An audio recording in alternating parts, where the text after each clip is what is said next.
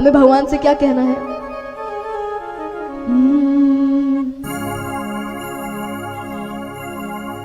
हे रोम रोम में बसने वाले राम,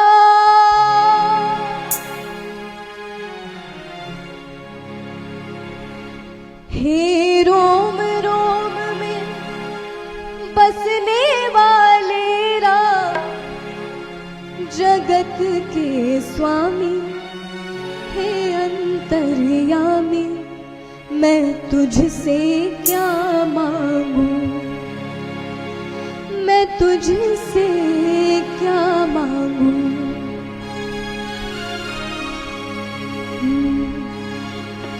हे रोम रोम में बसने वाले राम,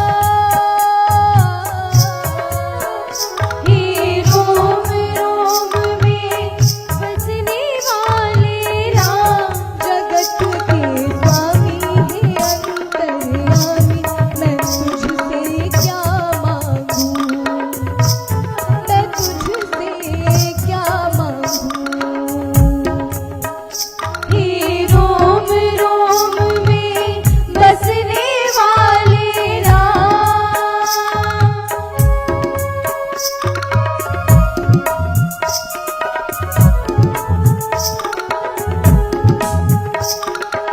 हे रोम रोम में बसने वाले राम, जगत के स्वामी है अंतर्यामी, मैं तुझसे क्या मांगू, मैं तुझसे क्या मांगू, मैं तुझसे क्या मांगू, मैं तुझसे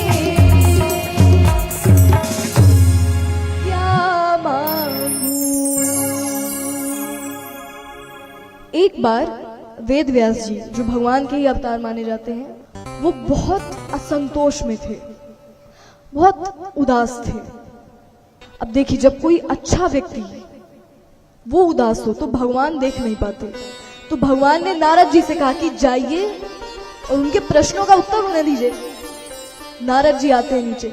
नारद जी कहते हैं, वेद व्यास जी, आपको तो सब कुछ पता है, आप त्रिकालदर्शी हो। वेद व्यास जी कहते हैं, मैंने इतना सब लिख दिया पर मुझे तृप्ति नहीं मिली, कुछ तो बचा रह गया। नारद जी कहते हैं, ठीक है, वैसे आपने ये सब क्यों लिखा? बोले, इसलिए कि मनुष्य को मुक्ति मिल सके, सही रास्ता पता चल सके, भगवान से मिलन हो सके। नारद जी कहते हैं, वेद व्यास जी, जब किसी से मिलन करना हो तो कैसे करते हैं? क्योंकि आप भगवान तो साक्षात दर्शन दे नहीं सकते हर इंसान को। आप कुछ ऐसा लिखिए जिसे पढ़कर या जिसे सुनकर व्यक्ति को ऐसा लगे कि वो साक्षात भगवान से मिल रहा है। यानी आप उनकी लीलाओं को लिखिए। भगवान की लीलाएं इतनी सुंदर हैं कि उन्हें सुनने मात्र से आपको लगता है कि वो साक्षात हमारे सामने है। या देखिए, जो उस समय पर उनकी लीलाओं का आनंद था वही आज है, इतना सा कम नहीं हुआ। भगवान की लीला इतनी सुंदर है। तो वहां से वेद व्यास जी को श्रीमद् भागवत कथा लिखने की प्रेरणा मिली। तो सबसे पहले वो शुरुआत करते हैं महाभारत से। यहां पर महाभारत की शुरुआत में उन्होंने कहा, प्रसंग को लिखते हुए, कि युद्ध हो चुका है, निर्णय आ चुका है, पांडव जीत चुके हैं, कौरवों की हार हो चुकी है और दुर्योधन लगभग अधमरी सी अवस्था में सरोवर के किनारे है। मृत्यु नहीं हुई, अधमरी अवस्था में। अश्वत्थामा गुरु द्रोणाचार्य के पुत्र वो आते हैं। उनने दुर्योधन से कहा, मित्र, अभी तक तुम्हारी मृत्यु क्यों नहीं हुई, तुम्हें मुक्ति क्यों नहीं मिली? दुर्योधन कहता है, कैसे मिलेगी? मुझे इस बात का दुख नहीं है कि हम हारे, इस बात का है कि वो जीत कैसे गए। अरे हमारे पक्ष में कौन नहीं था? गुरु द्रोण थे, भीष्म पितामह थे, कर्ण था, सारी परिस्थितियां मेरे अनुसार थी, सब कुछ मेरे हिसाब से था, युद्ध मेरे हिसाब से चल रहा था, राजा मेरे पिता हैं, हम हार कैसे गए? और उनके पक्ष में देखा जाए तो घूम फिर के सिर्फ एक व्यक्ति था, वासुदेव श्री कृष्ण, और वो जीत गए। ये बात मैं स्वीकार नहीं कर पा रहा हूं, मुझे शांति नहीं मिल रही है। तो मृत्यु कैसे होगी? अश्वत्थामा कहते हैं मैं क्या कर सकता हूं तुम्हारे लिए, बताओ। दुर्योधन ने कहा अगर कर सकते हो तो पांचों पांडवों के मृत शरीर मुझे दिखा दो, बस। अश्वत्थामा कहते हैं बस मेरा इंतजार करो अब। तो रातों रात अश्वत्थामा और कृपाचार्य ये पांडवों के शिविर में जाते हैं रातों रात, और छल से अश्वत्थामा ने जितने सैनिक हैं सबको मार दिया। और कैसे मारा? मुंह दबाकर कि आवाज भी बाहर ना निकले, सबको मार दिया। अब उस समय जो पांडव हैं वो भूमि पूजन के लिए बाहर गए थे। तो पांडवों के शिविर में उनके पांचों पुत्र सो रहे थे। अश्वत्थामा पांडवों के शिविर में जाता है और जितने पुत्र सो रहे थे उन सब का अश्वत्थामा ने मस्तक काट दिया, सबको मार दिया। उन पांचों के कटे सिर को लेकर वो जाता है दुर्योधन के पास। तो दुर्योधन ने जब देखा, एक बार को तो उसको लगा कि पांडव मर गए, बहुत अच्छा, पर उसने देखा अरे ये तुमने क्या किया, ये तो उनके पुत्र हैं, इन्हें क्यों मार दिया तुमने, इनकी क्या गलती थी, ये तो निर्दोष है। खैर कुछ भी हो, दुर्योधन की मृत्यु हो गई। अब जब द्रौपदी जी को पता चला कि पांचों पुत्रों का वध हो गया, पांचों पुत्रों की मृत्यु हो गई, क्या बीत रही उनके दिल में। वहां जितने लोग हैं सब इतने क्रोध में। अर्जुन कहता है तुम चिंता मत करो, तुम्हारे पुत्रों के हत्यारे को अभी मैं ला रहा हूं तुम्हारे सामने। बड़े क्रोध से अर्जुन अपना धनुष लेकर गांडीव को लेकर जाते हैं। अब अश्वत्थामा ने जैसे देखा कि अर्जुन मेरे पीछे है, अश्वत्थामा डर के भागने लगा। अब अर्जुन तीर लेकर उसके पीछे। अब अश्वत्थामा को जब ये लगा कि अब मैं नहीं बच सकता, तो उसने ब्रह्मास्त्र निकाला और ब्रह्मास्त्र फेंका। यहां अर्जुन ने भी ब्रह्मास्त्र निकाला, ब्रह्मास्त्र फेंका। जब दोनों ब्रह्मास्त्र आए, संभाव में सब स्थित हो गया। लेकिन जब दो विपरीत शक्तियां मिलती हैं तब सर्वनाश हो जाता है। अगर नारायण अस्त्र आता तब सब खत्म हो जाता, पर क्योंकि दोनों ब्रह्मास्त्र हैं और एक ही मंत्र से आए हैं, अलग मंत्र भी नहीं था, तो संभाव में परिस्थिति स्थित हो गई। अब अर्जुन क्रोध से अश्वत्थामा को पकड़कर द्रौपदी जी के पास ले जाते हैं। बोलते हैं अब तुम्हारे जो इच्छा हो तुम बताओ, इसे वही दंड मिलेगा। द्रौपदी जी देखती है सामने गुरु का पुत्र है, ब्राह्मण है। द्रौपदी जी ने कहा माफ कर दो, रहने दो, माफ कर दो, हटाओ। अर्जुन कहते ये क्या कह रही हो, तुम्हारे पुत्रों का हत्यारा है वो, उसे कुछ तो दंड दो। द्रौपदी जी कहती हैं मैं क्या दंड दूं, मेरे पुत्र तो चले गए ना, अब वो वापस तो नहीं आ सकते, और अगर इससे तकलीफ हुई इसकी माता को भी बुरा लगेगा मेरे जैसे। गुरु का पुत्र है, आपके पूजनीय का पुत्र है, माफ कर दो।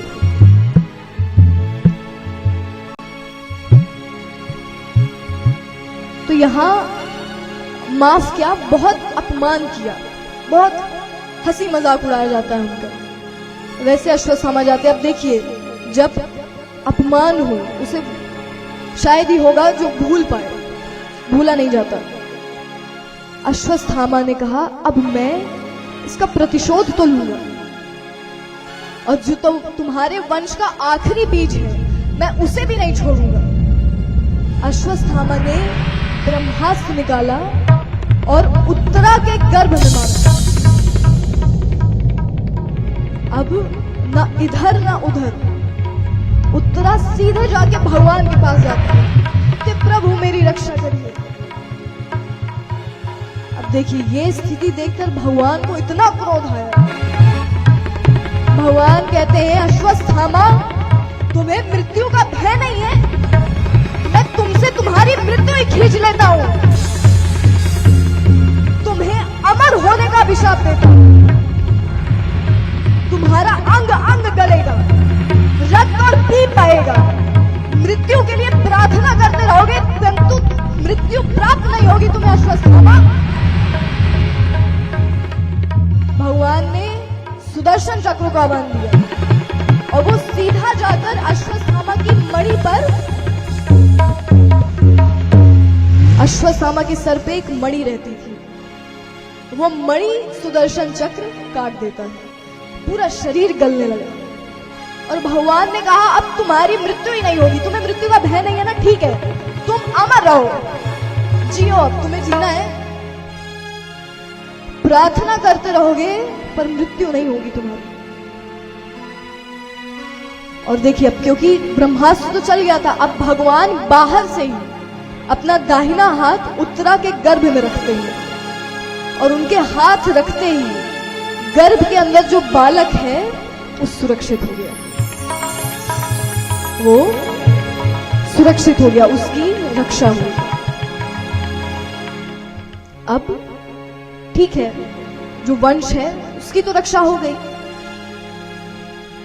जब सब कार्य हो गए, भगवान अपने हाथ से युधिष्ठिर महाराज का राज्याभिषेक करते हैं, उन्हें मुकुट पहनाते हैं और अब कहते हैं कि अब मैं चलता हूं, अब समय है, अब मैं भी जाऊं द्वारिका। भगवान एक एक करके सबसे मिलते हैं, जो उनके उम्र के हैं उनको हृदय से लगाते हैं, जैसे अर्जुन। भगवान ने कहा तुम तो मेरे मित्र हो, तुमसे क्या, तुमसे तो हृदय से लगूंगा मैं। जो छोटे थे उनको भगवान ने आशीर्वाद दिया और जो बड़े हैं उनको प्रणाम किया। मिलकर एक एक से मिलकर वो जाने लगते हैं। अब वहां अंतिम में माता कुंती आती है। माता कुंती जब आई तो भगवान ने कहा कि माता तुम भी कुछ मांग लो मुझसे, मैं जा रहा हूं, अब जल्दी तो नहीं आऊंगा मैं, बहुत लंबा समय हो गया वैसे भी मुझे यहां, तो अब मैं जा रहा हूं, तो जो भी आपकी इच्छा हो आप मुझसे मांग लो। तो माता कुंती, देखिए अब ये जो स्तुति है ये भागवत जी की सबसे महत्वपूर्ण स्तुतियों में एक है, सबसे महत्वपूर्ण। माता कुंती कहती हैं,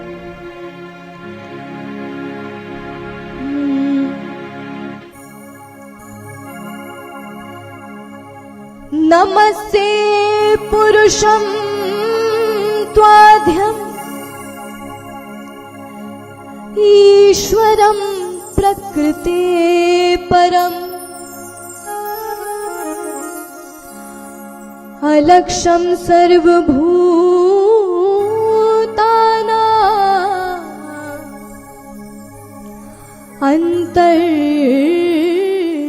अन्तर्बहिर्वस्थितम् माया जवनिकाच्छनम् अद्याधोक्षजमव्ययम् न लक्ष्यस्य मूढदशा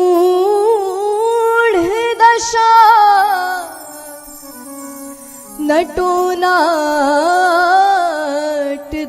यथम्। माता कुंती कहती हैं, तुम्हें अगर मुझे कुछ देना हो तो मुझे सिर्फ दुख दो, कष्ट दो। भगवान कहते हैं क्या क्या मांग रही है, सोच लीजिए एक बार। माता कुंती कहती है सब सोच लिया, क्योंकि देखिए जब तक हमारा कठिन समय था, परीक्षा का समय था, तब तक तो आप थे, आप हमारे साथ थे, पर जहां अच्छा समय आ रहा है वहां आप चले जा रहे हो। मुझे छोड़ो मत, हर तकलीफ हम सह लेंगे पर हम आपको छोड़ नहीं पाएंगे, हमारे साथ रहिए। भगवान कहते कौन कहा मैं छोड़ रहा हूं, ऐसा थोड़ी कि अच्छा समय आता है तो मैं चला जाता हूं, नहीं, बुरे वक्त पे मैं सामने आ जाता हूं, और जब अच्छा समय है तब मैं तुम्हारे पीछे खड़ा हूं, पर हूं मैं। ऐसा नहीं कि मैं तुम्हारे अच्छे दिन आए तो मैं तुम्हें छोड़कर चला गया, मैं कभी नहीं छोड़ता। खैर, अब उनने तो मांगा, पर ऐसा थोड़ी है कि भगवान जो मांगा वो दे देंगे। भगवान को पता है क्या तुम्हारे लिए सही है क्या नहीं है। उन्होंने कहा है होना तो केवल अच्छा ही है आपका, भले आप कुछ भी मांगिए। सबको सबसे मिलकर भगवान प्रस्थान करते हैं द्वारिका के लिए। अब जाते जाते उनका रथ वापस लौटा है।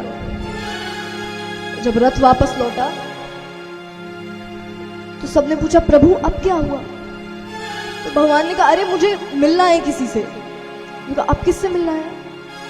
तो भगवान सीधा जाते हैं भीष्म पितामह के पास, और वहां जाकर उनका रथ रुका। ऐसा क्यों? कारण क्या है इसका? जब महाभारत का युद्ध चल रहा था, दूसरे तीसरे दिन दुर्योधन के मन में यह डाउट आया, संशय आया कि पितामह है तो हमारे पक्ष में, पर मन ही मन में उन्हें आशीर्वाद दे रहे हैं, पांडवों को।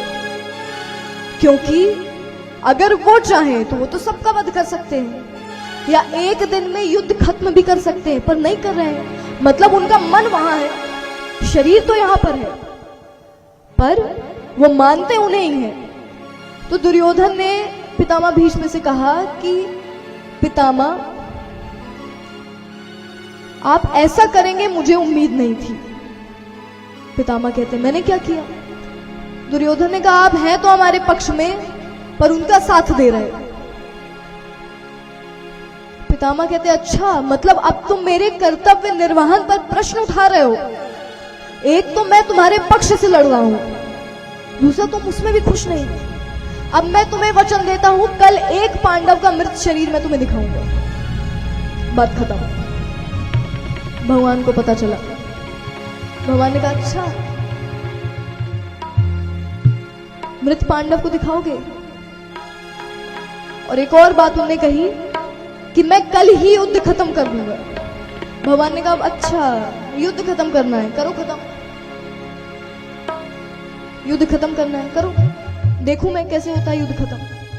अगले दिन भीष्म पितामह के ठीक सामने भगवान ने अपना रथ किया खड़ा, और भगवान ने कहा ठीक है, युद्ध खत्म करना है, करो। अब यहां पर भीष्म पितामह बिना कुछ सोचे समझे अर्जुन पर तीर चला रहे हैं। अब जब अर्जुन पर तीर चला रहे, अर्जुन भी तीर चला रहे, पर अनमने मन से। भगवान ने कहा ये क्या कर रहे हो? अच्छे से तीर चलाओ, अच्छे से मारो, अच्छे से युद्ध करो। अर्जुन कहते हाँ प्रभु, हाँ प्रभु। भगवान कहते क्या कर रहे हो? देखो वो मोह में नहीं फंस रहे, तुम भी मत फंसो, अच्छे से बाण चलाओ। अर्जुन कहता है प्रभु बिल्कुल मन नहीं है। क्यों? अर्जुन बहुत प्रेम करते थे भीष्म पितामह से, वो चाह कर उनके ऊपर तीर नहीं चला पा रहे। मैं नहीं लड़ सकता। अंत में भगवान ने कहा अब तुम नहीं कर सकते तो फिर मुझे उतरना पड़ेगा। भगवान ने कहा पितामह भीष्म आप क्या कर रहे हैं? पितामह भीष्म ने कहा मैं अपने कर्तव्य का वहन कर रहा हूं। भगवान ने कहा यह कौन सा कर्तव्य है जो आपसे अधर्म करवा रहा है? पितामह भीष्म ने कहा वासुदेव मेरे धर्म पर प्रश्न मत उठाइए, मैंने तो सिर्फ सिंहासन के लिए कुछ किया है, अपना पूरा जीवन लगा दिया। भगवान ने कहा जो चरित्र, जो वचन मनुष्य के सुखों में बाधा बन जाए, मैं ऐसे वचन को नहीं मानता। आपका चरित्र भी मिथ्या है, आपका धर्म भी मिथ्या है। महामहिम भीष्म कहते हैं वासुदेव आप मेरे धर्म पर प्रश्न क्यों उठा रहे हैं? मैं सही हूं इसलिए मुझे कोई नहीं मार सकता। भगवान कहते हैं मैं आपको पराजित कर सकता हूं महामहिम भीष्म, इसी समय आपका वध कर सकता हूं। मेरी क्रोध की अग्नि को जलाने का साहस मत करो। ऐसा कोई वरदान, कोई श्राप, कोई आशीर्वाद नहीं जिसे मैं मिथ्या ना कर सकूं। तो भगवान अपने रथ से नीचे उतरते हैं और कहते हैं आपको मारने के लिए मुझे शस्त्र की भी आवश्यकता नहीं, रथ के पहिए से मैं आपको वध कर सकता हूं। और भगवान ने एक रथ के पहिए को उठाया और उसे लेकर तेजी से भीष्म पितामह की तरफ। अब ये दृश्य जैसे आया सामने, भीष्म पितामह एक बार को तो बहुत खुश हुए। क्यों? उनने कहा था कि मैं आपसे शस्त्र उठवा लूंगा। और दूसरा, बहुत उदास हुए। क्यों? आपका शस्त्र उठा तो, पर मेरे लिए क्यों उठा? मेरे ही लिए क्यों उठा? और ये प्रश्न उनके मन में जैसे आया, भगवान ने अपनी माया रोक दी। माया रोक दी यानी समय रुक गया, क्योंकि सब कुछ उनकी माया है। माया रुक जाना यानी समय रुक गया। और भगवान ने कहा अब क्योंकि प्रश्न आया है तो उत्तर तो मुझे देना पड़ेगा। भगवान ने कहा उस पहिए को नीचे रखकर, अज्ञान आपका दोष है, अंधकार आपका दोष है। आपने जिसे धर्म समझा आप उसे ही अपने जीवन पर उतारते चले गए, उसका वहन करते चले गए। जब युद्ध क्रीड़ा हो रही थी आप तब रोक सकते थे कि मत खेलो, यह धर्म है। आपने कुछ नहीं रोका। ठीक है, जब धर्मराज युधिष्ठिर अपने भाइयों को दांव पर लगाने लगे आप तब रोक सकते थे, आपने तब भी कुछ नहीं किया। मैं सब मान लूंगा, जब द्रौपदी को उसने दांव पर लगाया आप तब तो रोक सकते थे, आपने तब भी कुछ नहीं रोका। जब दुशासन द्रौपदी को खींचते हुए ले आया आप तब तो बोल सकते थे कि बंद करो, आपने कुछ नहीं किया। आपने वहां भी कुछ नहीं कहा। ये कैसा धर्म है? इससे तो बहुत अच्छा अगर अब तक आप निष्काम कर्म के रास्ते पर चलते, अब तक तो आपको मुक्ति मिल जाती। भीष्म पितामह कहते हैं प्रभु अगर ये ज्ञान मुझे समय पर मिल गया होता शायद ये युद्ध ना होता। खैर, पर अब क्योंकि मुझे समझ आ गया है मेरी गलती क्या थी, आप शिखंडी को सामने रखवाकर अर्जुन को आपकी जब इच्छा हो मुझ पर तीर चलाने को कह दीजिएगा, मैं कुछ नहीं कहूंगा। पर एक शर्त है, जब भी मेरी मृत्यु होगी मेरे सामने आप खड़े होंगे और कोई नहीं होगा। भगवान कहते हैं मैं वचन देता हूं जब भी मृत्यु का क्षण आएगा मैं आपके सामने रहूंगा। तो यहां शिखंडी को सामने रखकर भगवान ने अर्जुन से कहा तीर चलाओ। अर्जुन ने एक तीर फेंका और वो एक तीर ही सहस्त्रों तीर में विभाजित हो गए, एक साथ भीष्म पितामह को लगे। इतने तीर लगे कि बाणों की शैया बन गई। अब युद्ध समाप्त होने के बाद इसलिए भगवान भीष्म पितामह के सामने आए। वो सामने आए, उसके बाद भीष्म पितामह ने उनके आखिरी दर्शन करके महाप्रस्थान किया। अब देखिए, एक ऐसा क्षण हमारे जीवन में भी आता है जो हम सब कुछ जब देख लेते हैं, लगभग दुनिया के बारे में पता चल जाता है कि कैसे लोग होते हैं वास्तव में, तब एक सच्ची इच्छा हमारे मन में जागती है कि अब हमें आपसे कुछ मांगना नहीं है, आपने जो दिया है ना बहुत है, या जो दिया है हम उसमें संतुष्ट हैं, और नहीं है तो होना सीख लेंगे। देखिए, इसे ही पर्सनल ग्रोथ कहते हैं। आपके मन की ग्रोथ हुई, विकास हुआ आपके मस्तिष्क का, या आपको अब पता तो चल रहा है कि सच क्या है और झूठ क्या है। वरना जब तक हमें सब अच्छा लग रहा है यानी आपको अभी सच नहीं पता, क्योंकि सब क्षणिक है। तो एक स्थिति हमारे पास भी आती है जब हम कहते हैं कि अब आप बहुत दिया आपने, अब हमें कुछ मांगना नहीं आपसे, और जितना मांगते हैं उससे कहीं ज्यादा भगवान देते हैं। ये तो मैं अपने सेल्फ एक्सपीरियंस, अपने व्यक्तिगत अनुभव से बोल सकती हूँ। तो हमें भगवान से क्या कहना है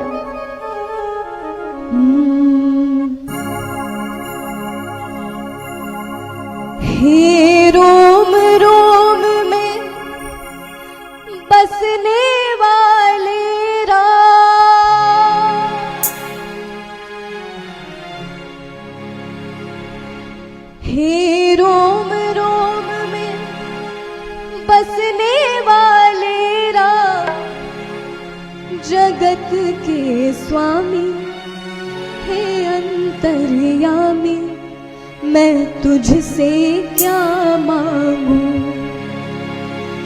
मैं तुझसे क्या मांगू।